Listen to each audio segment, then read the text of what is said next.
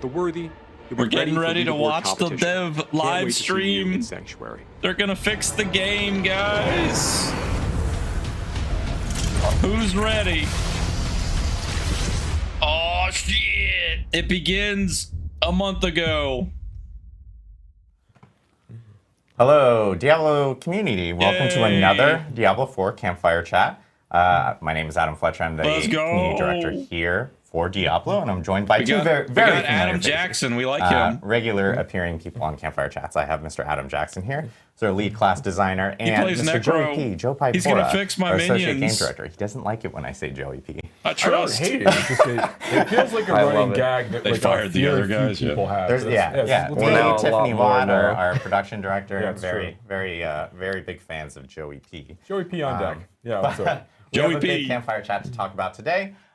We have a lot of updates to talk about for Diablo 4. Nice. Of course, we have our mid-season update, which is coming up really soon. In fact, it's coming next week. What? So players will be able to experience the mid-season update. And along We're getting a patch next week that everyone's been talking about and anticipating. I know it's been a long anticipated Goodbye, feature last within epoch. Diablo 4, and that is the Gauntlet. So we'll be talking about the Gauntlet as well and actually showcasing it here, because that does come with the mid-season update next week as well. So we're getting leaderboards next week. Try it out themselves.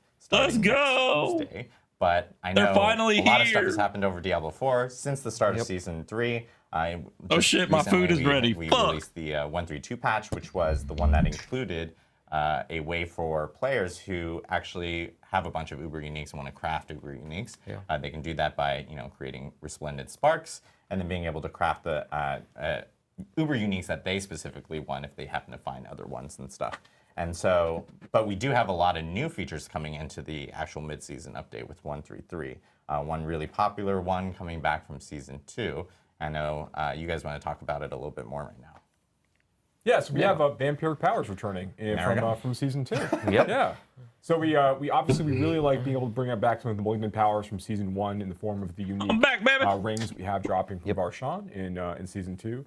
Now, as we're looking towards Season 3 and the mid-season patch, we're able to bring back some of the vampiric powers that players really seem to like. Vampiric powers. All right, cool. We're bringing back in a slightly different form. I think Adam's going to talk about in a minute. Yeah, Hell we'll be yeah. going over all of them and which ones we brought back and what they do. You'll be able to see all of it in a little bit here. We get leaderboards next week with the mid-patch update thing. Our vampiric powers.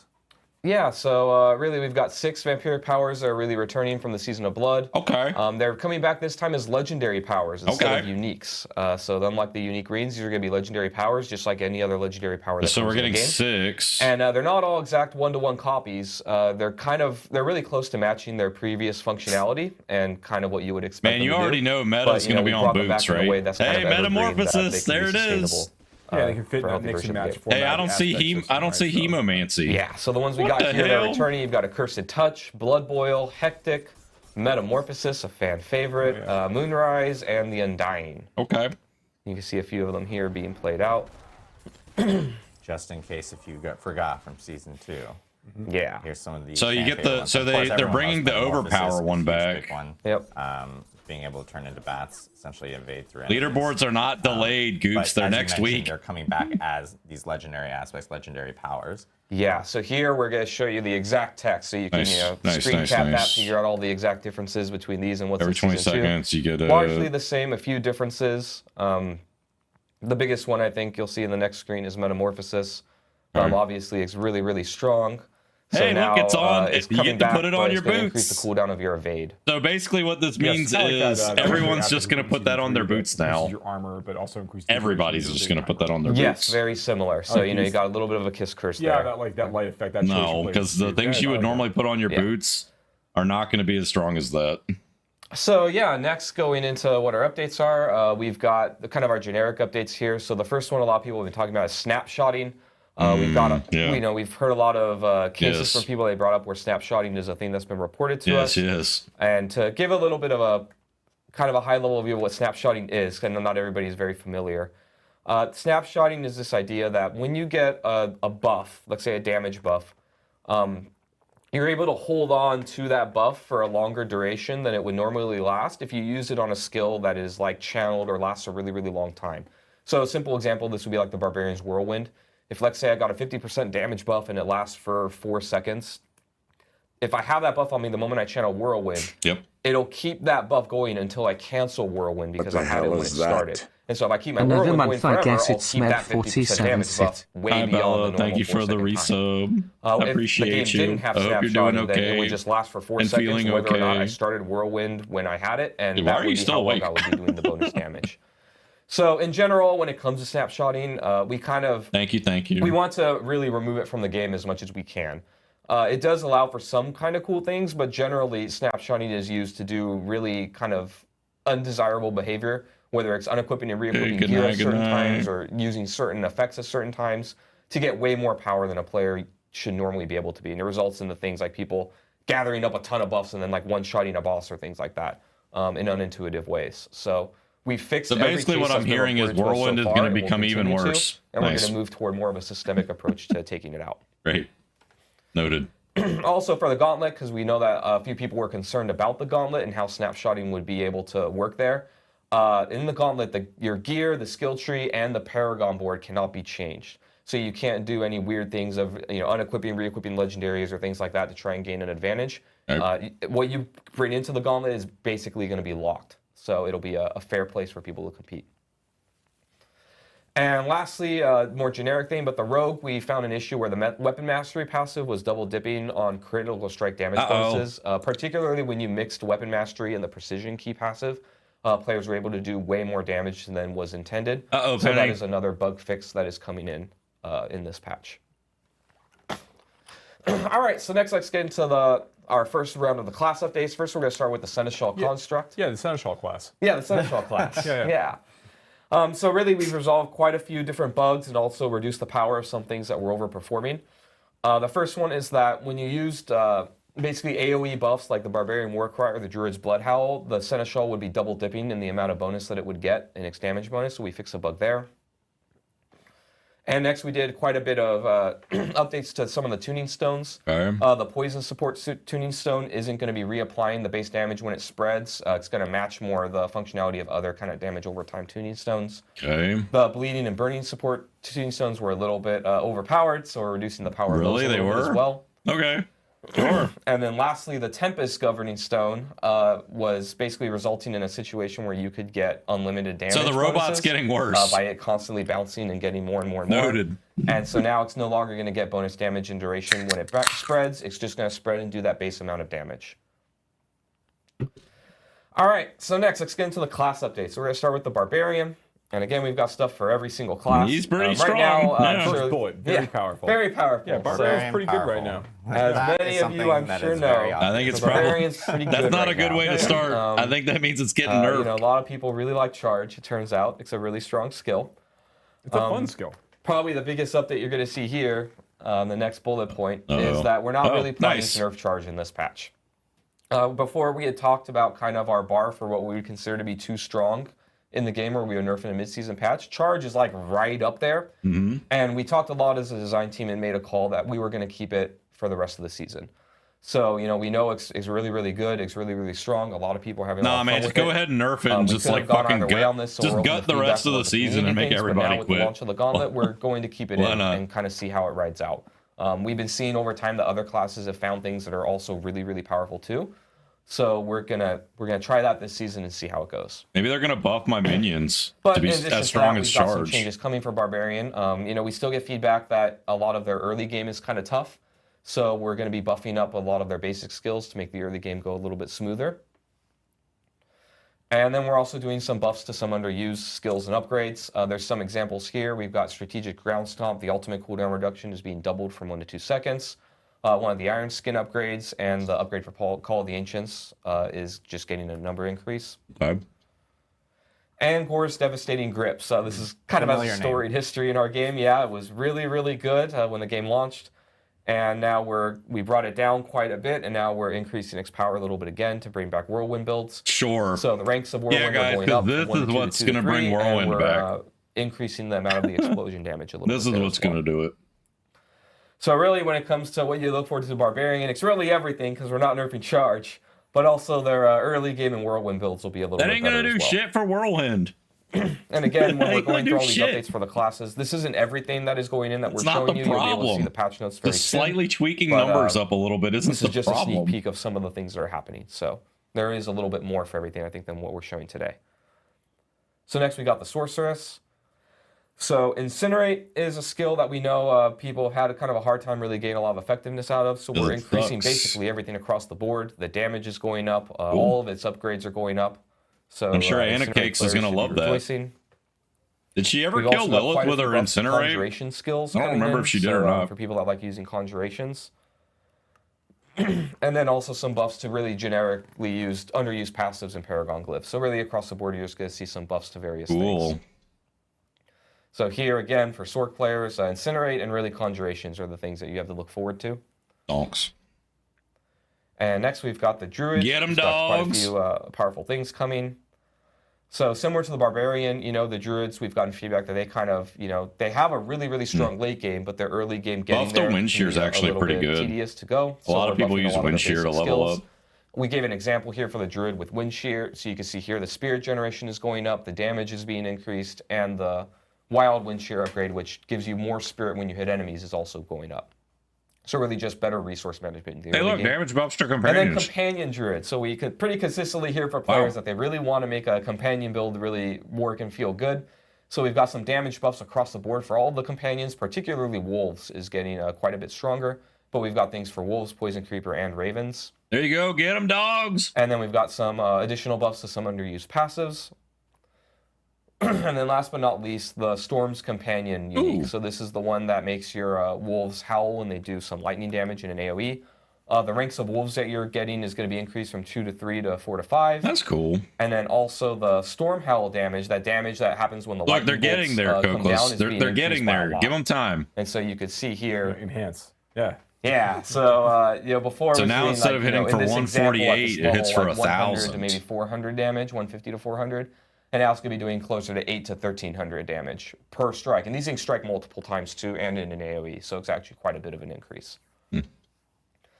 So really, as far as Druids, your early game will feel better for pretty much every build. And then Companions, and especially Wolves, are going to be quite a bit more powerful. Roger that. Next, we've got the Rogue. Man, get to the good So shit. we've got, Get to my Heartseeker Necro and minions. Force Flare, their attack speeds are being Come increased. on, So, man. You know, when it comes to basic skills, a lot of people gravitate to Puncture. It's really, really strong. It applies vulnerable, but also you're able to stutter step, and it feels really good when you cast it. And you're just throwing knives. Yes, and Throwing knife throwing knives is is rad. cool. I can't give everyone knives on every skill, but I also think arrows are kind of cool. I just think there's areas for improvement. For So, the knives and everything. maybe knives on the arrows. Like, I don't know. But anyways, as far as how it feels to use, the two arrow skills should feel exactly the same as Puncture. As far as how you're able to stutter step, how quickly you're able to cast them, they've been made to match. And then we also heard some feedback that Flurry isn't really feeling as good compared to the other core skills, so we're increasing its damage. And then we're also improving the functionality of both of its upgrades. They're just going to be a little bit more usable. Okay. And then Precision, everybody's favorite new change in Season 3. We're actually going to be reducing the stacks required they're for just bonuses buffing melee from 6 rogue? to 4. So this is a buff to Precision. It's really meant to Well, I guess they also help buff with actually the rhythm and the way that you feel when you cast it. the arrow that, attacks. How often you get the proc should just feel a little bit better to use when you're using it in combination with other skills. Okay. And then last but not least, we got the aspect of branching volleys. We're kind of redesigning or upgrading this legendary quite a bit. This is with Barrage. When your Barrage arrows bounce, they do more damage, but now we're actually adding a little bit more to it. Cool. So you can see here on the left is kind of the old version, which basically said that your arrows had a chance to split into 2 arrows whenever they ricochet. And, oh, I love that zoom in. Oh, yeah. So now on the right, firstly, it's going to increase just the base damage of ricocheting arrows from Barrage. And then also they still keep that chance to split into 2, but that that's chance is good, also going right? to increase by quite a bit. It's just a direct So really buff. this legendary just wasn't very powerful, being used very much, and now it should be quite a bit better. Nice. So yeah, as far as things to look forward to, really range builds I think are going to feel pretty good, and then Flurry as well is getting quite a big increase. Augers. And last but not least, we have the Here we Necromancer, go. and we have a lot to cover here with Necromancer. We have a lot to Hold cover. on to your butts here. Whoa! So first we got minion buffs. block, just minion buffs. Giant block of text here. Let's fucking go. So really their damage is being increased by about 20% just across all minions. Their health is going up by about 10%. A lot of their passives here you can see are being increased. We've got Hellbent Commander, Cult Leader. Corporeal is a pretty big one, I think, that you'll be able to look forward to. So before it was that you and your minions just deal increased physical damage. Now it's also going to be giving you increased move speed for every active minion. Yeah. That's So, wow. That's okay. Minion builds Okay. will be catch We're gonna be zooming. and vice versa as they go through the game. We also fixed an issue with Skeletal Reapers where they were spawning They 2-3 finally corpses. fixed so now they're the gonna be bug. giving a lot more corpses when you take that upgrade. Halfway through the And also season, just they talking about finally minions a little fixed bit, the minions is one of our big game-breaking priorities, bug to kind of make of not feel making really any good. fucking We think that corpses. the issue with minions is not just that they're not dealing enough damage, but also we want to increase kind of the cool factor and the way that you engage with them, particularly Oh with my Golem. god. So we do have quite a bit more coming in Season 4 that I wanted to let everybody know about. But this is kind of a little bit of a Season 4, the season initial of the volley of Minion. changes The for initial Minion volley of Necromancer. changes. Yes, Yeah. we have a lot coming in Season 4 in addition to this. And then next, we've got also buffs and functionality adjustments to a bunch of other things. Yeah. One example here with a passive is spiked armor. And it kind of makes sense that it would give you armor. So now it's also going to give you armor in addition to thorns. Death's Reach is a passive that we're redesigning completely. It used to be that you dealt more damage to enemies that are far away. Dude, Minion Now we're Necros are going to changing be it to Death's fucking Advance, zooming, which really dude. just gives you move speed. So now, What the generically, Necromancer players will have a way to just put 3 points in a passive and gain additional move speed more than other classes. That'd be great, yeah. And then we've also got some core skill buffs, particularly to Blight, Blood The problem Surge, is and the Sever. minions won't be able to There's keep some up with number you. buffs, and I think even some like functionality. Dude, they and other need tweaks to make add the bulk of them feel a lot They need better. to add move speed to the minions on these So things really, too, when it comes to or else Necromancer it's not going players, to do movement anything because they speed won't is be the able name to of the keep up game with here, you. And also minion builds should feel quite a bit better than before. And lastly, we wanted to talk with you all a little bit about how we do our updates and the timing of them. We've run into a issue, not really an issue, but a situation that happens pretty commonly. So normally when we think about updates, in our last live stream, we talked about how, we kind of made a promise with you that at the start of every season, every class was going to get at least one new legendary and one new unique. True. And what happens sometimes is we'll have a new legendary or a new unique in the pipe, and we have a cool idea, we've made a new design for something, like I'll give an example, let's say Fireball Sorcerer, right? We have a really cool new legendary for Fireball Sorcerer that we've put in, we've play tested it, it's ready to go, but we don't have a new legendary for every other class to go with it, right? And we kind of run into the situation where we have to decide, like, is it okay to put something into the game when one class will get more? I don't think they'll than do other that, classes, Cokeless, right? We tend because to try and I keep think they things want mostly people to equal when try it comes to different these builds updates. like And so every we kind of want to season. hear your feedback a little Instead bit. of literally like, Of, all right, would this you be season I'm okay, and would going it be Minion cool with the Necro community again. if when we have And then more another than, season comes the Minion equal Necro amount again. of They other want people to, classes of like, updates to do, bounce that we just around put different them in when builds they're and try ready, or different should we stuff. wait until everybody kind of has parity on things? The other situation where this comes up quite a bit is where, like, we know that a build really needs some help. Like, I'll use Frozen Orb as an example, right? Where Frozen Orb, we want to make a new playstyle for Frozen Orb, and we want to add like 2 legendaries and a unique to really make this thing sing, right? Like, just adding one power isn't enough to make this whole playstyle work. Right. And so would it be okay if, you see in the patch notes in the season that Sorcerer gets, 2 uniques and 4 legendaries and everybody else just gets 1, but we've enabled this really cool thing? Or do you think it's smarter for us to just kind of wait until every class can get a cool new thing of that equivalent amount of stuff coming into the game?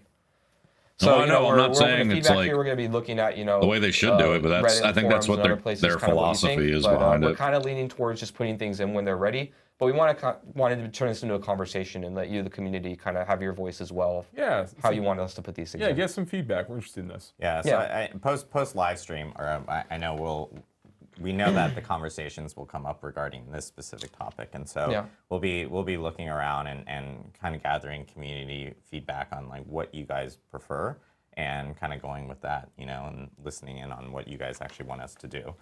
So please chime into different conversations that you guys see related to that topic, because we'll most definitely be checking it out and paying attention. So. And this is just a small, as Adam mentioned, this is just a small piece of what we're actually including in the mid-season update. The full patch notes are actually going to be out tomorrow. So we'll end up posting all those before the weekend, and players can check out the full entire patch notes. And of I'm course, like excited this about the Minion mid-season stuff, update man. includes all the It's vampire going powers, in the also right includes direction. Gauntlet, which We're getting about to there. showcase here. Maybe one day we'll be as good it's as we were it's in the pretty beta beefy, again. Mid-season update, and just to remind people as well, because I know a lot of people are like, oh, well, there's a lot of changes in this mid-season update. What we talked about at the beginning of Season 3 is like the cadence of how we plan on doing these updates. Yeah. You know, we plan. I don't think those minions are going to be slapping Ubers, but season because it's a brand new season. They'll be doing stuff there. you know. And then we take the time to evaluate, and then we make pretty significant changes in mid-season updates as well, based off of feedback that we saw since the start of the season. And of course, once we get into a new season, things change again, and meta changes and class. And we get metamorphosis back. That's pretty so players pog. can expect to see that there. There is the rare occurrence, as like for instance, that we'll be monitoring feedback if something does come up that is like absolutely like breaking or whatever, that we may end up making a tweak on based off of community feedback. But that is typically the cadence that we had talked about at the beginning of the season, and we just want to remind players like you can always expect these big moments during the beginning and the middle part of the season for itself. Correct. Yeah. Awesome. So the next thing we did want to talk about is the Gauntlet. This is a long anticipated feature. It is the leaderboard feature, essentially. Finally, guys. And we actually have a cool showcase that we want to show you guys here. We have 3 different devs that are. We're going to show you a showcase. We're going to show you a showcase. Just this once. Showcase. We're going to have some devs playing the leaderboard Gauntlet. Let's Are going go. to be joining us, and they're going to be running through their build Are specifically. these actual devs or are they art designers? And we are joined by 2 Diablo partners, 2 Diablo content creators who are going to be commentating through this. This is Anna Cake Live and Macro Bioboy. Thank you guys very much for helping us out here. And our 3 They're devs both friends are of be, the of course, stream. Anna's hosted me a couple times. Within Irvine, so they'll be playing live here. And Macro follows me. Irvine, Whoa. California. And so we actually have John Constable, who is on the engineering team here for Diablo 4. We have Liam Kerr, who's Content an creator, associate class crazy. designer on the design team here for Diablo 4. And we have Steven Stewart, who some people may recognize as Leviathan, a former Diablo content creator, or maybe still a Diablo content creator. He's like behind the camera, I don't know, who will also be running through his build through the Gauntlet, so you guys can actually check it out. But what we do want to do is we do want to hand it off to Anna Cake Live and Macro Bioboy, who will be running us through some of this Gauntlet stuff, and then we'll come back and we'll give you guys a few little updates about Season 4 and do some Q&A. So, Macro, Anna, take it away. Thank you so much, Adam. Hi, everyone. Hola. I'm Anna Cake Live, and I'm incredibly happy to be here today. And together with my friend Macro, I'm happy to first time see and comment on the showcase of the Gauntlet. Hi, everybody. I'm I Macro remember that Bioboy. I'm guy. your friendly neighborhood necromancer. Yeah, Anna, this is wildly exciting. It's so great that the players finally get to get their eyes on what we're going to be expecting coming out next week. We have the Gauntlet Showcase, 3 amazing developers. These people, they're going to show you all the stops, and we're going to be able to help to kind of bridge the gap, bring you some of that information about the mechanics that are going on, what you're actually seeing, and what you can expect as well. So it looks like, first off, and I'm already incredibly excited for this because I'm a Necro boy here, we're going to be showcasing Liam Kerr on the Bone Spear Necromancer. This is like the build I'm the most excited for, and it looks like we're actually all set to hop right in. Bone So let's go Spear ahead and give him a Necro. second to hop into the gameplay here. Here we go. And guys, we just started the Gauntlet. All right, he skipped the boss, okay. The boss, and we just skipped the boss. The Necromancer is just running, skipping the boss. He's like, fuck that boss. Proceeding into the dungeon, and apparently trying to get, I already see, here is the first shrine. Macro, tell me something about this shrine and about this necromancer. I know that you definitely want to share with us everything that we need to know about this necro. Absolutely. So before I get too deep into the Necromancer, let's basically just talk about what you're looking at in the Gauntlet. We have 8 minutes to get the highest score possible. Every monster that you kill, every boss that you kill, as well as some chests that we're going to see later on. Yeah, it's actually Macro Bioboy playing it. Kill score there. It's actually him playing it. And it's speed, utility, and strategy is what we care about the most. Yeah, here. I think so, Hanky. Monsters are going to be level 124, so this is similar to a Nightmare Dungeon 70 in difficulty. That means that you don't have to worry as much about survivability or crazy damage numbers. You need to be doing just enough to be able to kill things as you run in. Oh, he's actually going to try to kill that Specifically to your boss. question about the pillars that we're seeing here, these unique shrines in the Gauntlet itself, we have 2 new additions to the game. One is going to be a shrine that's going to respawn all of the monsters in the dungeon. That's right. It's not That's just a lot about of getting health. through the Holy dungeon as shit. fast as possible. It's about getting through it multiple times over. Secondly, we have another shrine which is actually going to increase how much score you get whenever you complete any of those objectives. Okay, so when you that I kill a just boss, saw. you get a And shrine. then right there, we actually have the return of Okay. normal shrines as well. These are going to be dropping off the bosses. Anna, what can you tell us more about these shrines and what people need to worry about strategizing with them? Oh yeah, that's the whole. I mean, you can this try to gauntlet, do it's leaderboard all with about the minions. strategy. The shrines gonna be always the same. They're gonna appear in the same places, and the shrines that gonna be dropping from the bosses that also will be the same. Then you need to plan your trip through the gauntlet. Are you gonna kill the boss? Are you planning to use those shrines? When are you planning to use those shrines? Once again, the shrines, the special shrines from this gauntlet, they will What's be in the either box? resetting all the monsters in the dungeon, and here we see our necromancer just killed the boss first time, resetted this boss, and he's going back and killing him again and getting a lot of proofs of might, increasing his score. By the way, No, they don't necromancer want to do current that, score is Cokeless, already because they're not actually good. 58K. We are going not bad. We are progressing further in the dungeon. The map will always stay the same in this dungeon. It will stay the same for a week, so you can plan. This guy has path, Ubers, by and the way. you can always choose your way. How He you at will least be has a progressing ring in of this starless dungeon. skies because I And see here the we buff see on his the buff bar. second shrine, the second pylon our necromancer touched. So to talk a little bit more about the Bone Spear Necromancer, because I could go on and on and on about this build. I think this is basically going to be everybody's first attempt at what the best meta approach to this content is.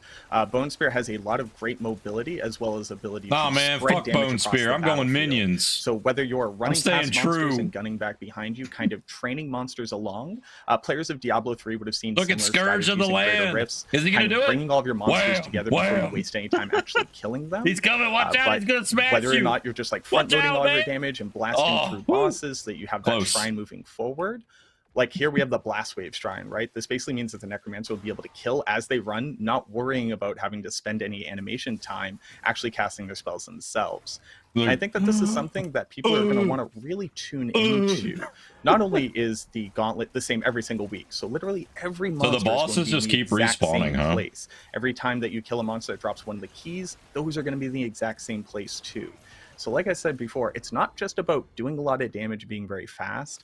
It's about picking every single time you spend any time at all, casting a skill, doing damage, or moving. And I definitely think that Bone Spear Necromancer is uniquely positioned in this way to be able to keep that constant momentum in damage output.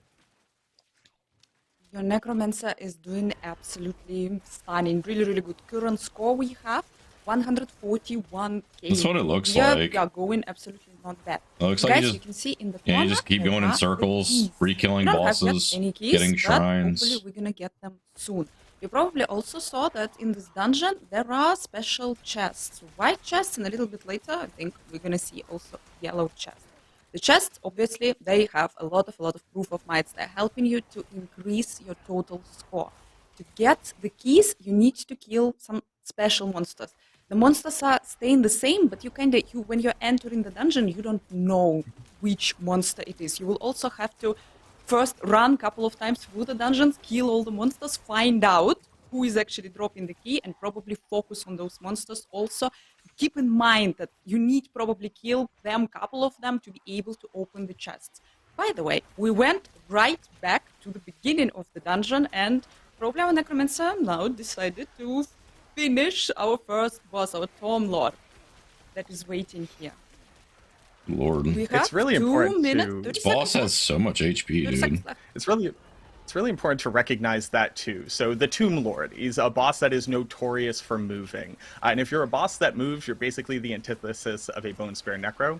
Wants to keep you in a very specific place. So maybe it's not kill every single pack of monsters. Maybe it's not whittle down every single boss as you go. Since you know where the ones that are going to be the easiest for you to take out, you can make that part of your overall strategy. And running through these sections again and again, getting as much score as Nah, possible. bro, I just want to Probably the bash my head best against part about all my of this, and keyboard. something that like you might not have picked up on immediately, you notice that every single time you kill a monster, like we just saw there, the score automatically flies into you. So this isn't like running a normal dungeon where you have to go back and pick up those 2 veiled crystals that you happen to notice drop.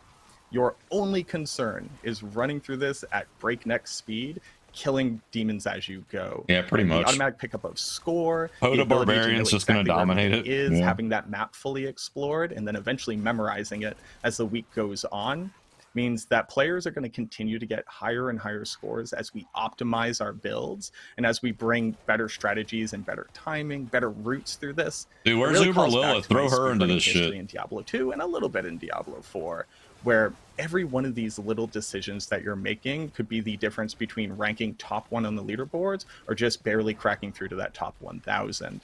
But we're honestly seeing a really great showing from the Necromancer here. We have 1 minute left. Yeah, so what's the deal with the chests? 200,000 score. He doesn't have any keys, so he can't open them. I think that Liam's doing a fantastic How do you get job keys? showcasing what I think most Necro players is going to be. He's destroying all the shit. He's not getting like any keys. Oh, I can hear that you're proud for your Necromancer. And guys, we just entered the room. Guys, you saw that there were a lot of chests, but still don't have the keys. The Necromancer needs to go through the dungeon, search for the keys, probably search for the shrines, probably reset. The winning strategy here would be resetting the monsters once again, and probably you cannot open the chest, but you will be able to kill a lot of monsters and also increase the total amount, your current score. We are almost reaching 200k, really close, and we have 10 seconds left. Looks good. Looks really, really good for our Necromancer. Come on, Necro, get over 200k. Oh, no. And this is one of the issues that you run into. You know, if you've already cleared out that part of the dungeon, going back through it and kill, you know, there's no more monsters for you to kill. But a great showing from the Necromancer. And can you tell me a little bit more about the screen that we're looking at right here? We are looking on our total results screen. You can see here your total score. You can see here the amount of monsters that you killed, all the elite monsters that you killed, and all the bosses that you defeated, all the information. And you also can see the information about what you reached. What's in the box? And our Necromancer, yep, Macro was absolutely right here. Our Necromancer was showing insanely good gameplay. Seal of the Worthy. This is the highest seal that you can reach as a player. Tell us more about the seals, what you can say. I know that there are 4 of them. How are they going to work? So you start all the way down from Seal of the Blooded and then all the way up to Seal of the Worthy. What this basically means is that just running through the gauntlet at all is going to get you that first seal, but you're going to have to crack through higher and higher amounts of total score to rank up to the highest seal. The reason why you want to do that, it's not just bragging rights as much as the majority of this truly is. I don't think he's reading from a script. But at the end of the week, not only are you going to get a cash just for running the gauntlet every time, you know, a small amount of items just to say like, hey, good job, you spent your time. But on top of that, if you actually reach the end of the week and you've reached the Seal of the Worthy, you're going to get all of the caches for the 4 seals below that. You're going to get automatic 925 item power that can be ancestral legendaries. It can even increase all the way up to a unique. So it's a much better incentive for people who don't just care about the ego part of it. You know, they're like, hey, I participate. I want to get something. Yeah, but these two also have like collaborated together on stuff a lot. Nice little cherry on top. So they might just be used to doing this. Yeah, and I think that we are ready for our second player. We're going to be joined really, really soon by the Ball Lightning Sorceress, guys. John Constable, senior gameplay engineer, going to be showing us the Sorceress gameplay, the Sorceress Gauntlet. Nah, I don't think it is, Penny. I hope. Here we are. We are starting, guys. We are entering once again our gauntlet. Once again, guys, the same map, the same big bosses. Oh man, we got Ball Lightning. Also, our sorceress choosing the same gameplay. The same decision was made, skipping the first boss. Didn't this guy get the memo that that's not the build anymore? Dungeon, trying to get the second boss, probably some pillars. That's an interesting strategy here. And guys, this is a Ball Lightning Sorceress. This is community beloved build that in Season 2, I don't know, absolutely everyone was playing Ball Lightning Sorceress. But I don't know. Probably now everyone will be playing Incinerate Sorceress because Incinerate was buffed. But yeah, here we have Ball Lightning, and Ball Lightning using Tal Rush's ring to buff your Ball Lightning damage with the power of the multiple elements. Yep. Here we go. One more boss. I don't know, Rosie, maybe like 20 minutes or so. There's going to be strengths and weaknesses to every build, right? You're probably going to end up seeing a meta where there are builds that only care about clearing out the trash, that are primarily focused on getting those bosses dead and getting those shrines, because the shrines are going to give you power, obviously. They're also going to give you movement speed. I wouldn't be surprised if sneaking in some shrine duration buff onto either your amulet or your boots ends up being like 20 really minutes or so, powerful I in the think. gauntlet here. That's a quick little pro tip from your boy.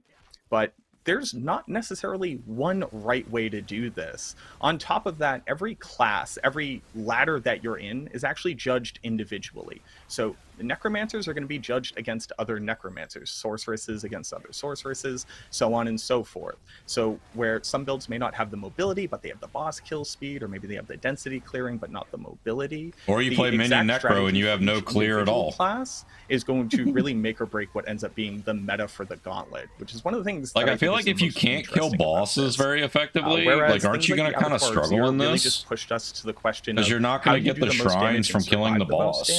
Here, because the shrines are what resets everything, right? It's important. We're playing a different game at this point. But the ball lightning sorceress, like amazing mobility, great density clearing. You notice that slowed down a little bit against that boss, though. Depending on the scenario, this might be one of those. I feel like Meteor Sork would do pretty good in here. Possible, unless they have a particularly juicy shrine that you really want to be able to use moving through. But here we have the increased favor drops. We got the reset there, so he's actually able to pop right back into that room where he just got a shrine, kill this boss again. It's just really interesting to see what kind of meta is going to develop as we get further and further into the season. Yeah, I wonder if they're going to use like the leaderboards as sort of like a testing ground to see like which builds need help and which builds need like to chill out, you know? To use the power of the pylon. And guys, gonna tell you a little secret. You better not die in the gauntlet. Hardcore players, yeah, I understand, but for softcore players, if you're gonna die, you're gonna lose the third of your score. You're gonna respawn in the dungeon. You will be able to pick up your score, but only if you will run back to the place where you died.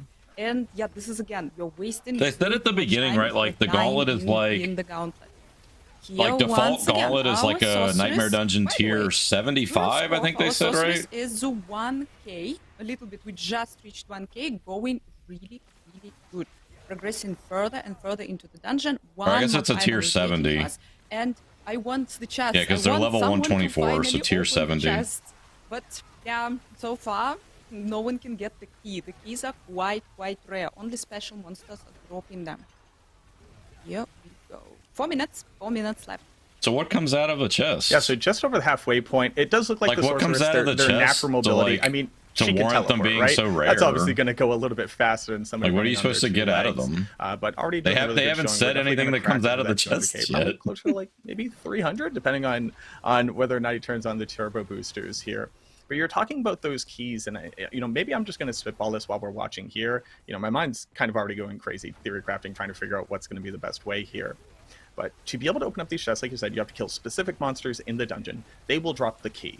Now, there's the regular chest, there's a golden chest. Obviously, big gold chest, worth more points. But the interesting part here is that how valuable is that for you in your current route is going to completely depend on where you went first. Do you zerg your way all the way up to that key, knowing that you passed by a gold chest in your typical, fully optimized route? Or is that just not part of your strategy at all? Open the box. We want to see it. Interesting dichotomy there, where it's just like depending on. All right, so this guy's a senior gameplay engineer. Okay. Gauntlet, maybe they are huge. Maybe they're pivotal to how you can actually get the highest score possible. Or you kind of have to make the decision. A couple of seconds left in your run, you're like, hey, I got 1 or 2 keys. I see a couple normal chests coming up. I know I'm not going to be able to reach the gold chests since those are in the same spots as well. I'm going to make that mad dash. I'm going to get back up into there, get those 2 little chests. Sure, that's like good enough for me on this run. But being able to make those decisions in the heat of the moment, or at least at first, when everybody doesn't necessarily have their best route already mapped out at that point, is going to be where those like small little spikes in score.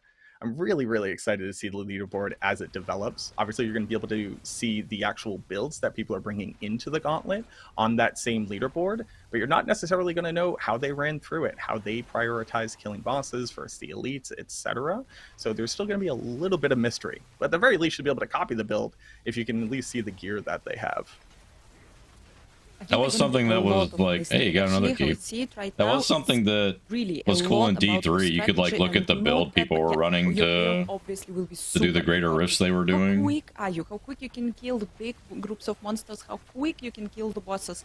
But your strategy, I think this will be the key. Your path through this dungeon, this will be deciding. And yes, the leaderboard will be moving from day one, and then the very last day, someone gonna sneak in and will be the top of the leaderboard. Yep, interesting times ahead. Our sorceress, guys, closing almost 200k, and we entered this beautiful room with a lot of So what was in the box? Just points? We had 2 keys. We opened one chest. We opened the second chest.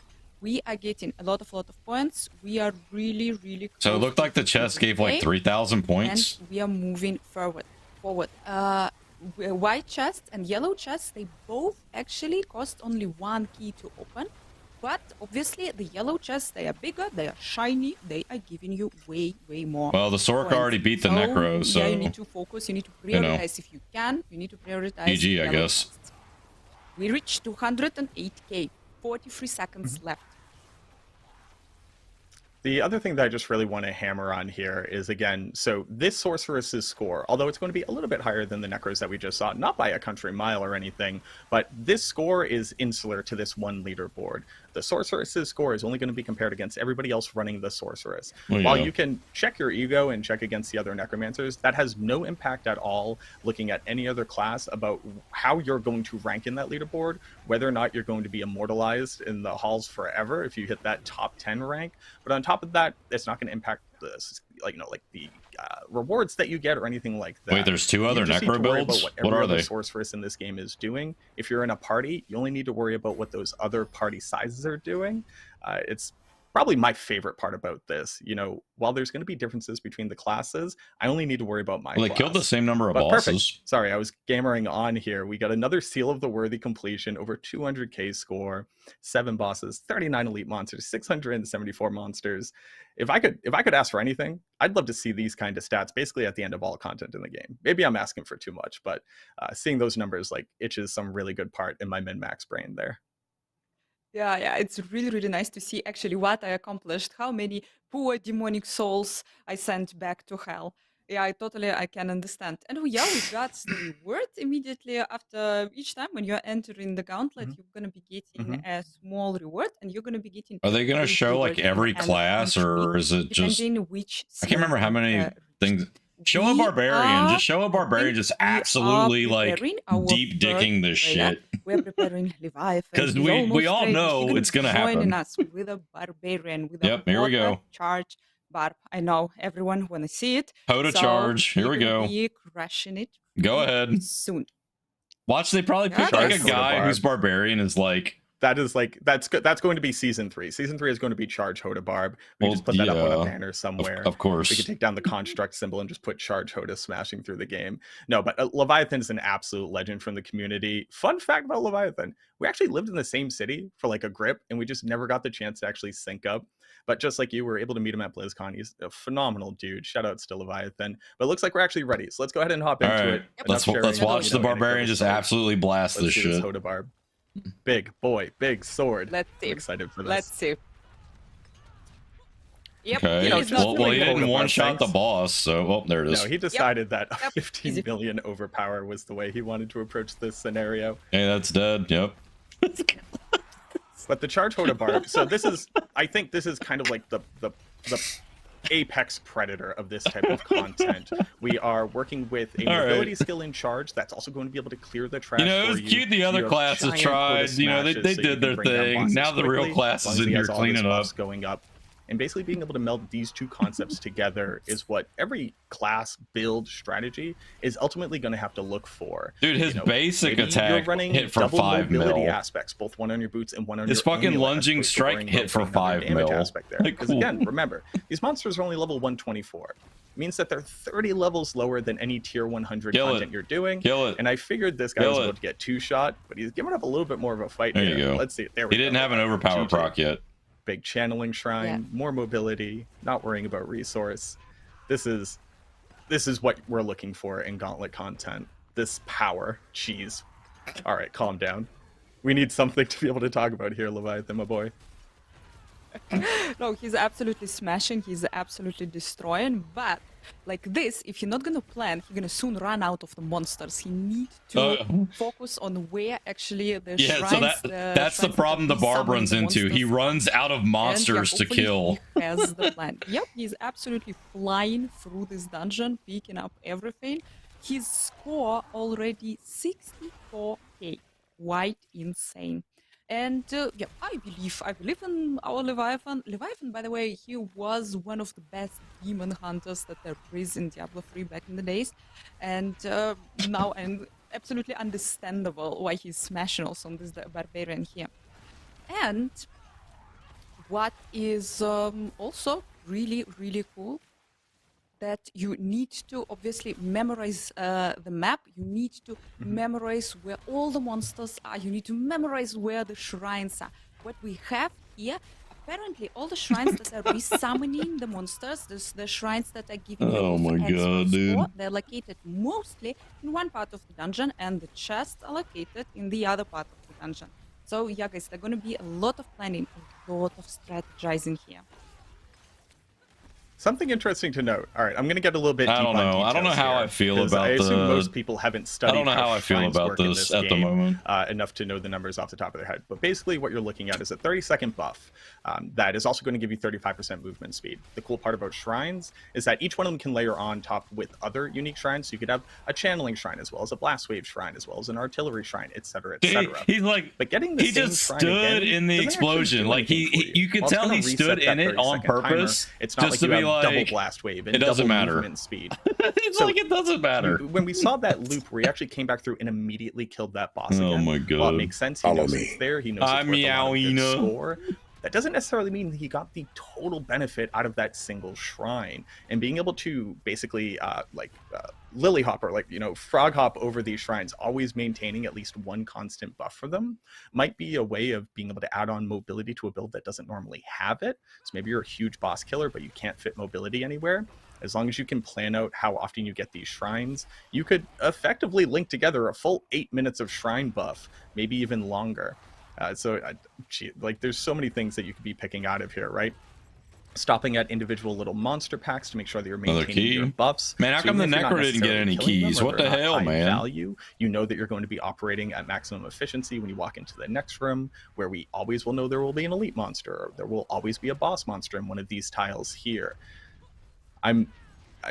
My brain is going crazy right now. The more that I see from this content, it's just like so exciting to have something to really strive for in this game, right? We got the gear, we finished all of our farming, all of our grinding. What do we do with it? Well, here's what we do with it. Oh, we finished all our grinding. What do we do now? Well, we grind. We grind this instead. All the changes coming in this patch alone. Nice. I have to rethink all of the builds I was expecting to be able to bring into here and test them. That's probably the biggest chagrin I got. We do more harder grinds. Brand new builds to incorporate the vampire we prove how powers, badass we is. Changes actually come to the core skills themselves as well. No, I don't want them to bring AOZ back, man. Now he's already stuck here. I'm turning left. Here I'm turning right. Here I'm touching this.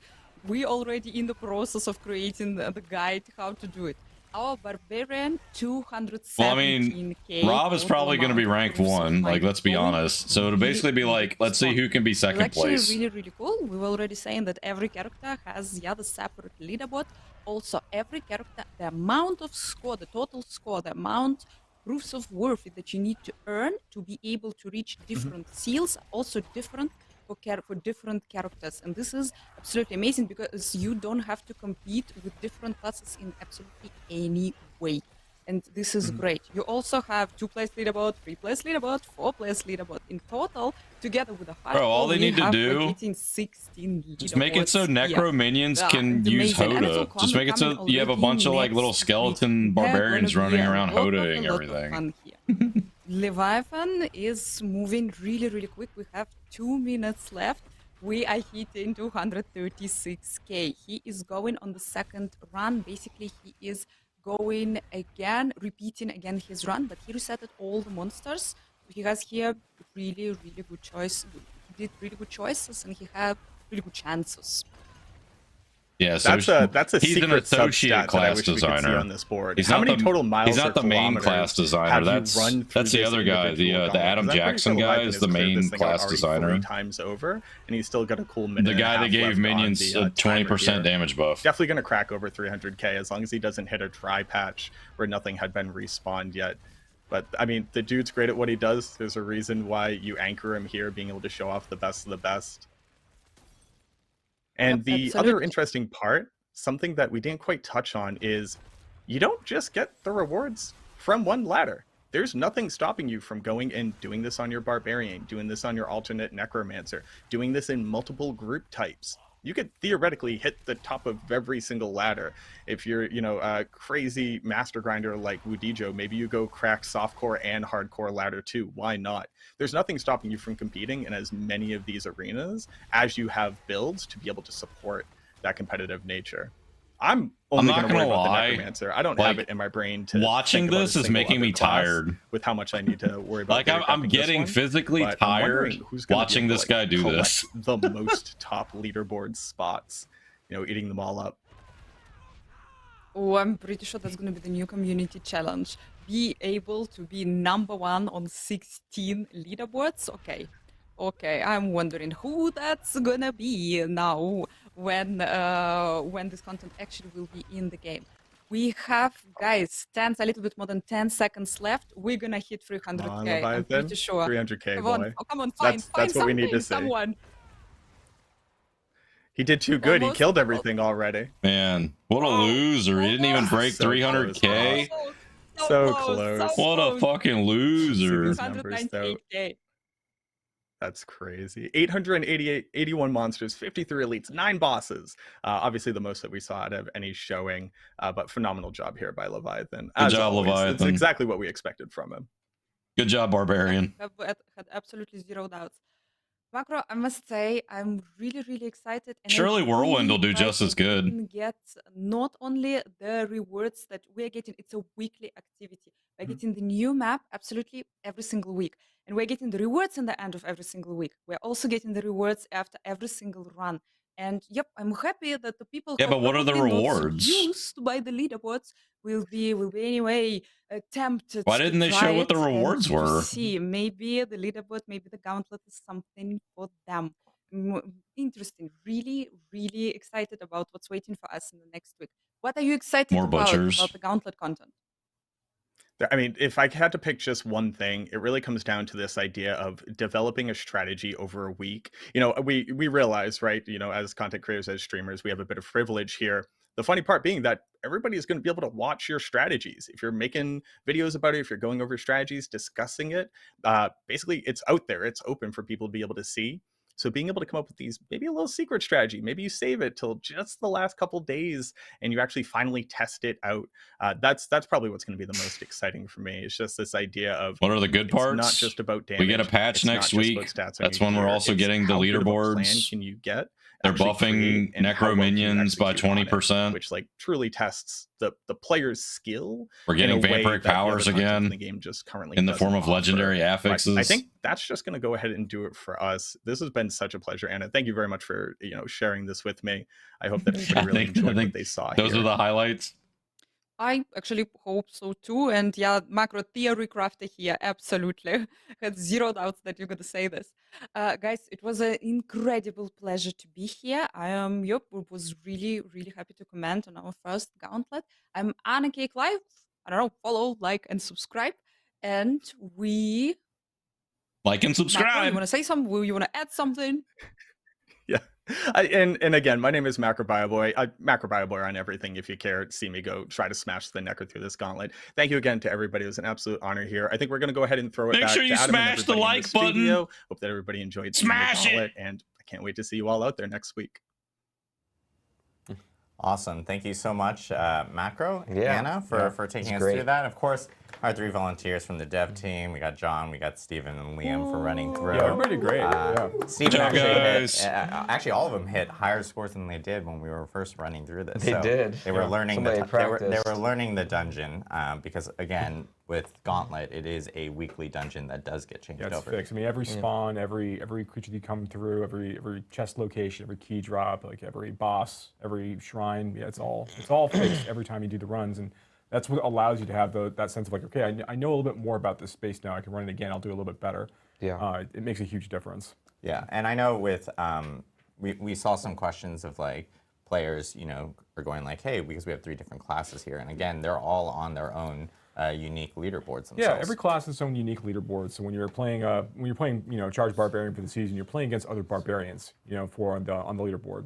But we also have 2-player, 3-player, and 4-player leaderboards as well. Like, players who want to. I'm not gonna lie, guys. Try to compete. I don't foresee this being really content that I'm just gonna be like super excited to just like grind over and over and stuff like. Like I said, watching them play through it the 3 times started to make me kind of tired. Offer up like it's okay, but I don't foresee me playing it a lot, like at all. In each cache. So I believe if you get a seal of the worthy, you end up getting 4 each time. And these aren't exactly like the idea of Gauntlet itself. Is it looks really better than AOZ, but there are opportunities for players themselves to, of course, not by earn themselves much into the Hall of the Ancients each week. And then you're kind of added onto. Yeah, they didn't show Rogue or Druid. You could say, put it on your resume type of thing for forever for each week in the Hall of the Ancients, depending on where you actually land on the leaderboards. Yeah, we don't really want to see the Gauntlet and the Trials feature as a place where players go to try to get gear for their builds. Really more of a place where players are going to go once they've got like really good builds put together to kind of try things out.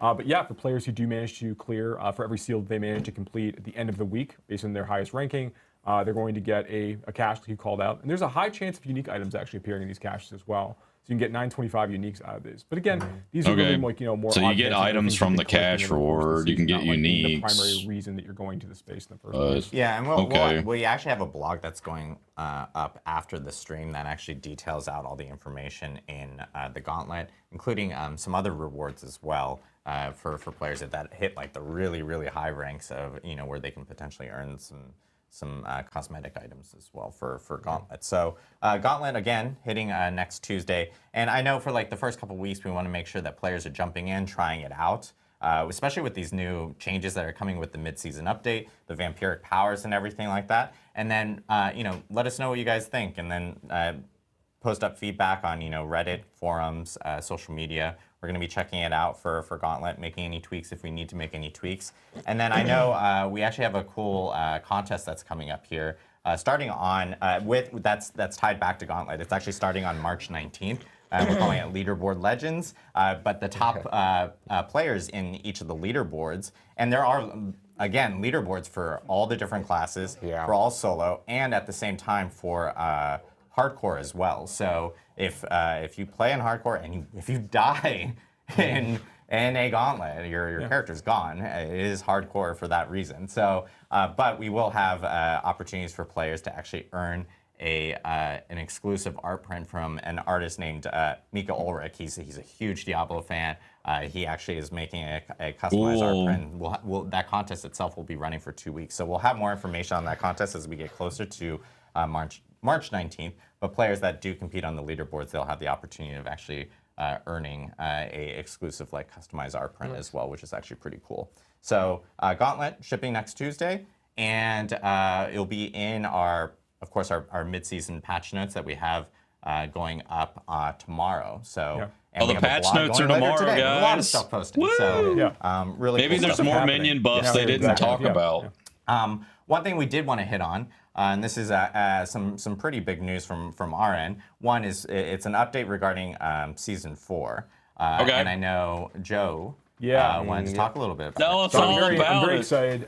So we've been talking about Season 4 a little bit, but like leading up to the release of Season 3, I mentioned some things about Season 4. We know there's gonna be a lot of changes being made in that season. You may recall, for some of you who've been around since the launch of the game, we had some streams after Season 1 went live where we talked a little bit about some of the changes we wanted to make in Season 2. we'll remember that, like, vulnerable damage to vulnerable targets was like an extremely powerful stat, an all-encompassing stat, really in that part of the game. And we had to go back and we really wanted to take a harder and longer look at that, look at overpowering things, longer, and try to get the game into a better place. There were just more viable stats for players to proceed with.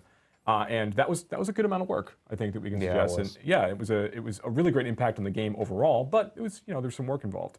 Season 4 goes well beyond like the scope and scale and changes that we made in Season 2, particularly with regards to things like our stats, attributes, and the way that rewards work. So while there were a lot of things that we did in Season 2, and we're really happy with a lot of things in Season 2 as a result, there was a much better version and expression of the game experience overall. We have a lot more planned in Season 4, and the team has been hard at work for months and months working on a lot of these things inside. Okay. So Season 3 came out, we had some changes with it. Are we gonna learn anything about what these changes might be? Season 4 is going to be responding to a lot more of the reward concerns that players have, a lot of things with regards to itemization, and other things we're not going to talk about just yet. But the news that we actually wanted to talk about today is that we're going to be opening up a PTR for Season 4. Oh, so shit. You can get a chance to let the community come in and test They're it actually going to do the PTR before the content actually goes live. When that way we can actually test stuff and give feedback. The Season 4 so when the season comes out, it's not complete shit. The feedback, and if they find issues and balance things, and we'll get a chance to kind of interpret all that and make some changes as we go. Yeah, and I know players themselves have been asking, hey, how can we make Diablo a better experience? We want to be a part of it. Totally. It's something that the team here has most definitely heard. Yeah. As Joe mentioned, there's a ton of changes. It's still shit. You just know ahead of time. You can prepare yourself. So the team here really did feel a need for a PTR for players to jump in, try it out, provide their feedback while Season 3 is still active, of course, because we want to make sure that players are jumping in before Season 4 actually does start, and giving us that feedback so we can make any type of tweaks and changes from our end. And I know the team here has been doing a lot of work to incorporate a PTR into Diablo 4, especially for the first time. And so what we will say is, like, PTR, of course, will be before Season 4 starts. We'll actually have more information here in the coming weeks. We're actually going to have another campfire chat specifically focused around PTR and the content that you'll be playing in PTR. So it's kind of, it will be a little bit of a reveal of what you'll be experiencing in Season 4 as well. That's so cool. There'll be some things we'll hold on to talk about. Some things we'll hold on, not everything. But a huge amount of stuff. Going to be a lot. Huge Tell amount me of stuff everything. And I will say it will be we're already talking about it and going like, wow, it's going to be a pretty beefy campfire chat coming up here in the next couple of weeks. We'll have more info soon. But and one thing that we did want to note is it is just PC Battle.net to be as agile as we want to be with the changes on PTR. PC Battle.net was the best option for us. Yep. So players on PC Battle.net will be able to experience the PTR themselves.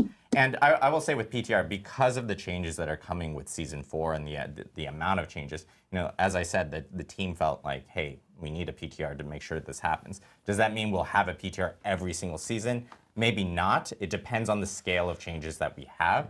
But for Season 4, we most definitely plan on having a PTR, and so we'll have news on that really soon. So I don't know, bro. Really Barbs are have been eating good for 2 seasons in a row now. I know it's a long-awaited thing, and they ain't done shit about it. We would love to be able to jump in and provide some feedback. Absolutely. I mean, I've been playing Season 4 internally for weeks at this point, leveling up character from 1 to 100, and it's a blast. I'm really looking forward to getting more feedback and thoughts, just getting more eyeballs on some of the stuff that we have planned. It's gonna be very, very cool. Yeah.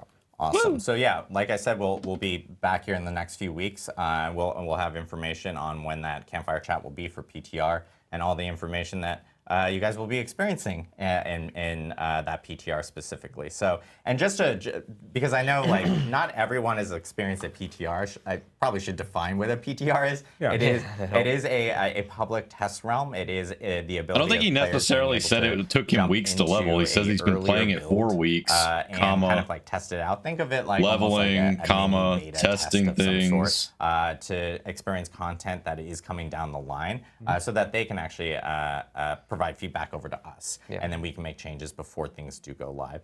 We've had PTRs for Diablo 2, we've had PTRs for Diablo 3, and of course now we have PTRs for Diablo 4. So really excited for that, and again, we'll be back in a couple weeks to talk about that. right? We'll now jump into Q&A. Exactly, Penny, exactly. So yeah, we know that a lot of people have questions, and we'll try to get through as many as possible. And then yeah, we'll again we'll remind everyone, you know, at the end of the stream of like checking out the site for all the Gauntlet information and stuff like that if we can't get to stuff. Vlogs going live. Vlogs going live. Yep. So I know one question that we've seen a lot, at least within the community, is regarding the changes in 1.3.2 with the crafting changes, the ability of being able to craft Uber uniques. And we've seen some feedback from players related to that, especially related to like Resplendent Sparks, how many are required for them. I know you guys wanted to talk about that really quickly. Yeah, I'll jump into this first, right? So for the uninitiated in 1.3.2, in our last patch, we put in the ability for players to be able to craft these Uber unique items of their choice once they reach World Tier 4.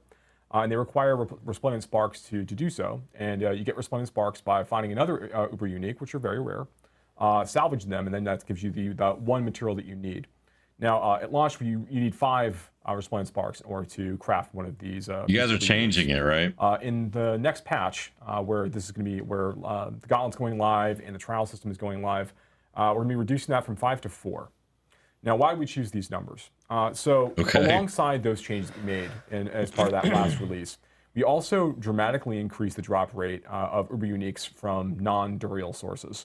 So while Duriel gives you a fairly steady drop rate chance, still low, obviously, it's hard to find Uber unique items in general. They're very rare and very powerful. People have done the math on this, and it's still like exceptionally rare, as I think most players pretty insanely rare outside of the encounter Uber Duriel, which is one of the reasons why Uber Duriel is so popular. We did dramatically increase that drop rate chance. It's still very, very rare, right? So you're not going to be seeing it all the time, but we are seeing a dramatic uptick in the number of Uber uniques that are dropping throughout the game as a result of this. So why go from, if we heard some of the concerns about the number 5. You know, they've never said how much the buff was, but people figured it out, I guess, based on testing. More Uber uniques dropping across the board, as I suggested. And this is sort of us beginning to get a sense of how players are interacting with these features as we start looking towards Season 4. So in terms of like the number of Uber uniques that are dropping, the way that players are engaging with various parts of the game overall to like farm up these items, you know, we're seeing some changes in patterns, which is really, really cool. We just want to let things evolve a little bit and see how things proceed. And as we kind of get into Season 4, we'll be looking at making potentially further adjustments based upon, you know, reception and how we see the numbers actually doing. We still want Uber uniques to remain in a spot where they are very aspirational. They're not expected for every build to have them in order for them to come online and feel fun. Obviously, players really want them. You want them for your characters. They're really potent. But they shouldn't be the thing that is enabling you to really do something fun with your class. It's an extra layer on top of your class once you've managed to get one. Awesome. Question that we have here is, are we getting any endgame content in season? I'm sorry, I was supposed to read the name. Oh God, hey, you don't put your names, it doesn't count. Jucklax asks. Jucklax? Jucklax. Or Juck with a J. Juck with a J. I'm sure everyone's really happy that we're spending all the time on this. Very important. Are we getting any endgame content in Season 4? So I'm not allowed to talk about Season 4 today, but I would recommend that you definitely check out the PTR stream when we start talking about a lot of the content players are going to get a chance to test as part of that PTR release, because there is a lot of stuff that's going to be happening, particularly for endgame players. There we go. There's so that's a yes. Okay. Gauntlet. Wink. I said it, so that's So, congratulations. We have a question from Globusnus. That was, why is the level difficulty only Nightmare 70 for the Gauntlet? Yes. Hey, maybe they'll add a monolith system to D4 in Season 4. Players could start trying to dig into add a monolith immediately system upon entering World Tier 4. Why did we do this? We want players to be able to like ramp up through the content as they're leveling up through that last World Tier, and we wanted to see how players were going to react to it. Basically, as a result of that, like, do players ever want to try playing through it at 85? Because when you're playing through the Gauntlet, there's the seals that I think were discussed during the playthrough. The players can earn based on the point scores you're able to get. If you're crushing those point scores, you're getting rewards for doing that. And it gives you that sense of progression as you go, and you get more and more of your gear online. You find more of the uniques you need. You manage to get like you start getting your 925 items online. Like, a lot of your player power can come online as you get your glyphs leveled up and things. It doesn't mean that you need to wait to level at a very high level to be able to go do that content. So we want to make it available, and we also want to focus a little bit more on how quickly players can navigate the space, use shrines to the best effect, reset creature spawns, fight bosses, spawn bosses. We want to focus more on the strategy element of it rather than the sense that monsters had much higher hit point values and dealt much more damage as part of the run. We weren't looking to recreate the AOZ moment, for example, as part of the space. We want this to be a little bit faster, a little bit more approachable for players of different gear scores effectively when they start getting and build power parity when they start getting to the space. Having a fully tricked out build is going to still be very, very useful because it allows you to blast a lot faster. Yeah, and also I'd just to double down, the purpose of the gauntlet it's not meant to be really, really hard to get through at all, where if you just finish it, that's an accomplishment, right? AOZ was more that room, can you beat it? Yeah. And that's not what the gauntlet is. The gauntlet is about how quickly can you beat it, how do you optimize, it's about how efficiently can you beat it. Okay. It's a different thing that we're testing for players. It's not just about defeating it at all. I feel like Penny is going to love leaderboard AOZ, content. Sparky Quark 7 asks, any AOZ content coming soon? I just really recommend, again, Just really look at that stream. There's a lot of stuff happening in the PTR stream. I just really recommend just get a chance to check out that stream. I would recommend it. I'm going to answer this really quickly because Shark Cohen asked, is the P and PTR public? I meant from an efficiency standpoint. So if you are a PC Battle.net user, a min-maxing standpoint. Jump into the PTR. We'll have instructions and everything of how to do that once we have the PTR up and we have the stream and everything like that for players. Is PTR free from Midwest Bob? Yes, it is. Is there an NDA? No, there's not an NDA. Can you stream it? Of course you can. So yes, we'll have I'm more going to be information streaming on the that. season 4 PTR. I know there's a guys. lot of PTR questions. Let's go. I just want to make really clear, it is free as long as you are a person who owns Diablo 4 on Battle.net. Correct. Yeah, So yes, correct. Yes. It's if you're already an owner of Diablo 4 on Battle.net. Good clarification. Fonz asks, Adam, will you be able to see a breakdown of individual score relative to the other people in your party in the gauntlet? Actually, that's a good question. If you can go to the leaderboard and actually inspect players, because I haven't done that myself on the build. So yeah, right now it's party score, so it's totaling up the value of your whole team. Person. Yeah, got it. Okay. There is no I in team. Or party. It's a group effort. Sub question to that would be, on a solo leaderboard, would you be able to actually see someone's build if they have their profile not private or something like that? Can you actually pull up their character? Yeah, you'll be able to see the skills they have equipped at the time, and you'll be able to see their key passive. So yeah, you can't. Not their Paragon board. You can see a lot of information about them. Not the Paragon board though. We don't talk about this, but we actually did make some updates to the profile screen. We made some updates at the same time. They'll be showing up in that release. Because I feel like knowing the Paragon board would be way more useful than the skill tree. Everyone's playing technically on a global server. That's right. When you do play with your friends in your own region, you just tend to connect to them. You tend to connect to people that are playing near you because of obviously latency and stuff like that. So, that's right. Does the companion go with you in the gauntlet? So I think I saw this comment a lot, well, especially when Stephen Leviathan was playing through, because he was the charge barb. And so a lot of people thought he didn't have a Seneschal construct with him. No, just charge barbs just move really fast. So he most definitely was there. The construct was there and was following him and stuff like that. So it'll be with you inside. It will be with you inside the gauntlet. And just so that you guys are aware, gauntlet is a feature that is not just season 3. Yeah. It is a feature that goes beyond season 3. This is a part of Diablo 4 going forward. Yeah. So generally, you'll be your seasonal powers and things will go into the gauntlet. You'll be able to bring everything to bear that you can. Yeah, we talked about this quite a bit actually. Whether we want that to be the case, and we think it's more fun to allow these things to coexist. Question from Cody4PF. Why is there minimal mob density in Gauntlet? The barb ran out of density. How am I supposed to play this with my friends? I think players, with Gauntlet is like a different type of play style. Players will most definitely have. You'll learn the dungeon throughout that week.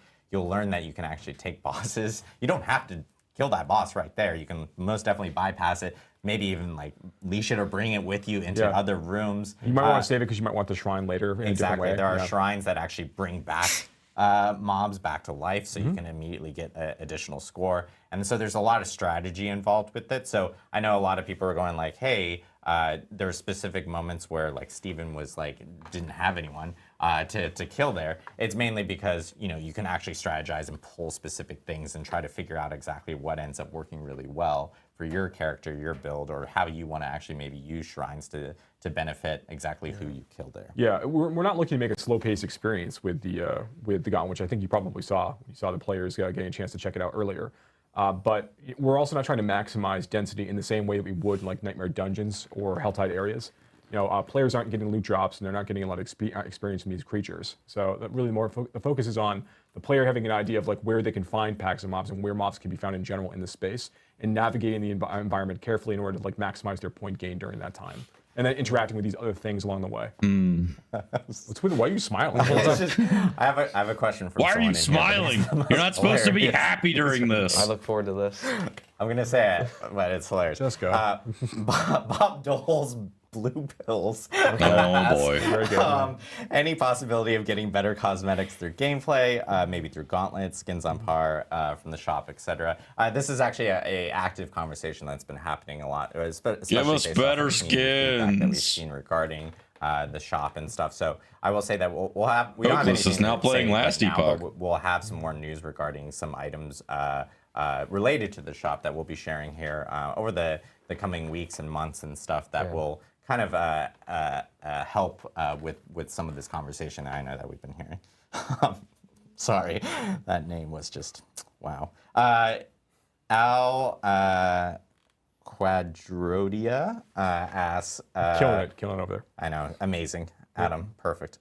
Where can we find new vampiric legendary aspects? This is something we mentioned at the beginning of the stream, and if for people that are just kind of... They probably just drop, right? Coming back into off of whatever. Season 3 a little bit, tuned a little bit differently. Yeah, some of them. Yeah, so you'll be able to find them the same way you can find any other legendary in the game. They're just going to be random drops everywhere. None of them, just to clarify, they're not going to be in the dungeons like the Codex of Power. None of them are going in there, but you'll be able to find them just like other legendaries, just randomly out in the world. So no different than any of those. Awesome. Chronics TR, Nightmare Vaults were a community favorite and very awesome to run through. Will they come back after Season 3? There are a lot of really good learnings from Nightmare Vaults and a lot of the content we have in Season 3 that's kind of... I don't know, Sleeps. I don't know if I'm going to be killing any more Uber Dirters this season. Like in Season 4, for example. They are also something we're going to be continuing to look at and think about for future releases. So, but we're really glad that players have found like some value in them and just how exciting they are and how punchy they are in the rewards. I like Nightmare Dungeon Vaults. They're a great disruption to the Nightmare Dungeon loop sometimes too. Yeah. Afrojack365 says, do you guys plan on offering an armory to maybe swap builds? And this is something that we've asked we've heard a lot every before too on stream. dev stream. We really like this idea. Every single one, the man. Teams, the UI teams, all like the idea of doing this. There are plans for us to add it somewhere in the future, but we don't have dates to talk about yet. This is something we really like the idea of. We want to make sure that the game is, when we launched the game, we had this idea of like having some sense of like build permanence and things. We thought that was really important. Harkening back to some of the some bits in the past from Diablo 2 and other games. But increasingly as we've been like continuing to build the game and receive feedback and like play it ourselves, we're finding we really want it to be able to embrace a lot more flexibility. You'll see some like steps in that direction also in Season 4. But this is an example of a thing where it's like, well, we do, in an effort to make sure the players can kind of change the way they want to play more easily, this is a feature we'd like to support. We want to do it the right way. So this, these are things we'll continue to be discussing. Yeah, and this is on top of like some of the other feedback that we've seen from players going like, hey, like social features and things like that. I know it's a priority within the team. They're working on things and stuff, and we'll have more info to share here soon on those aspects. I'll end on this. This one's a good one for Mr. Adam Jackson. Sure. Because this specifically talks about the Necromancer. Oh boy. And some of the changes that are coming. This is from First Time Cheddar. Why would you guys remove damage from Death's Reach's passive? Is that contrary to the no nerfs policy you had mentioned for mid-season updates? Why didn't you just add speed on top of the damage? Yeah. I would say one, as far as like comparing damage to move speed, I think it's a pretty clear winner that move speed is a better stat and has more power than damage in our game. I think when we think about Necromancers in general, even across the game in general, we undervalued move speed as far as how strong it is. Like we knew it was strong and good, but we didn't realize just how important and like almost one-dimensional move speed. If you have the option to teleport or move faster or get something quickly, that matters more than pretty much every other stat once you get to a point where you can kill things quickly, right? So as far as why didn't we just like add move speed on top of the damage? Generally, when it comes to our passives, we try to keep our passives. Well, here's the thing about it too. Like, think about it this way too. Does, and it's all that's on the passive. And you know, so like, them taking the damage away from that is actually nerfing the damage of Bone Spear build passive, or even ones that and are, Bone like, Spirit very disparate. and any other ranged Necro build. And I think like moving quickly and having damage to distant enemies so it's just removing damage from that passive. Distance, not to stay distant more often. Like, yeah, it's great for Necro or for minions. So yeah, that was just a call that we made. But the other builds actually just got a damage nerf because of it. Back to the Necromancer in a more general way too, which we do. Different ways, but yes. Yeah, you know, we add damage in a bunch of different plays. Like, damage is very easy to add, whereas move speed not so much. So we thought that the passive slot was a really good way because we really wanted just a generic passive. The Barbarian, I believe, also has one now that just gives you more move speed, so you can just go through the game better. Yeah. So we felt like it was just a better choice for the class, and like I don't think that too many people are going to miss damage to distant as much because it's way more niche than something that's just generically strong like move speed. And you know, if Necromancers need damage, we have a million places we can add them back. I'm not too worried about that. So then do it. Awesome. Give me more minion damage. Like Necromancers are getting because a lot of these mid-season updates themselves are related to minions, and a lot more changes are even coming in Season 4. You had mentioned beforehand as well. So yeah, I think it's important to maybe address the other part of like, did we see this as kind of going back on our promise? To Season 4 is going to be the season of the minion Necromancer. You know, so I think this is why we kind of resist the urge generally in mid-season patches to redesign things completely, because then it's kind of a crapshoot. Like, is it a buff? Is it a nerf? If it's a redesign, and it could be seen poorly. We just felt like in this case, move speed is such a clear win that we were willing to do that. But we're open to the feedback, and you know, if this is too risky to the players and they don't like that, then we're willing to bend on that. I think that's okay. We just felt like this was kind of an open and shut case. Necro zoomies. Cool. Well, thank you guys very much for the insight and the info on the mid-season update, and of course Gauntlet. Again, thank you again to Macro Bioboy and Anna K. Clyde for joining us, and our three devs, John, Steven, and Liam, for jumping in and playing through. Again, Gauntlet is coming out with 1.3.3, which is our mid-season update. That will be hitting next Tuesday on March 5th, so players will be able to actually jump in, check out Gauntlet. We're really looking forward to seeing the feedback for the first couple weeks, and you know, letting us know, like, hey, are there any tweaks and stuff like that that we can end up doing? We'll be monitoring that from that end. Another thing that we'll be monitoring is the question we asked earlier, that Adam had asked earlier, about how people want to see specific updates happen with classes and like and that you guys may have. So like, by all means, have those conversations on various community channels. We'll be checking those out. Let us know what you guys actually think. And just a reminder, Diablo 4 is coming to Game Pass. Later this, I almost said later this, it's 2/29. It's a leap year day, by the way. It is not March yet. Bamboozled. But it's coming later in March. It'll be on March 28th. So players will be able to check it out on Game Pass. Diablo 4 will be the first Blizzard title on Game Pass. We're really excited about that. So patch notes tomorrow. We'll see you guys then. Blog post. And there's actually a blog post up right. Okay. My minions are getting buffs, but it's probably not going to matter. Leaderboards look kind of mid. I mean, I'm going to try them. We'll see how it goes. Season 4 PTR, that's pretty cool. Yeah. It's a pretty good dev stream, I think. It was okay.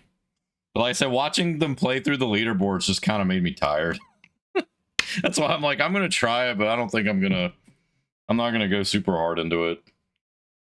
Yeah, that's it's Jover. Yep, it's Jover. That's pretty much it. Yep. Well, I guess next week we're gonna find out how it is.